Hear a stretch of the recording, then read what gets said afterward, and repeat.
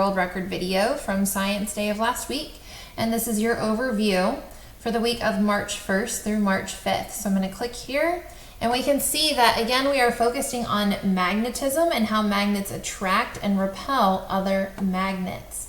So when we look at Monday in Science, you are going to open up to those pages 274 and 275. Now you've already read these pages, but today you're going to complete the label this activity on page 275. You are literally just labeling the poles using the letters N or S for north and south poles. After that, you're going to complete this does it have pole activity, where you have to determine if an object listed is going to be magnetic or not. On Tuesday, you are going to read pages 276 to 279. On pages 278 and 279, you're going to learn more about magnets that we have in our home.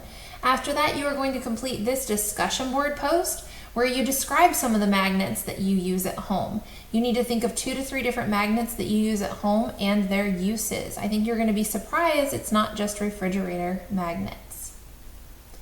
Then we move on to Wednesday. When we open this folder, you are going to use those pages 271 to 279 to complete the Sum It Up activity that is located here.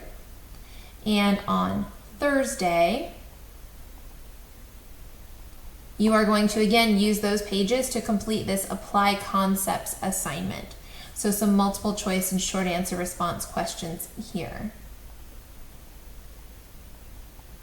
Finally, on Friday, you're going to read page 34. That's in your small pink workbook. So the small little like black and white workbook that we don't use very often.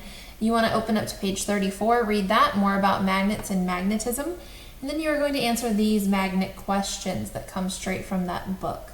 That is your week in science. Let me know if you have any questions.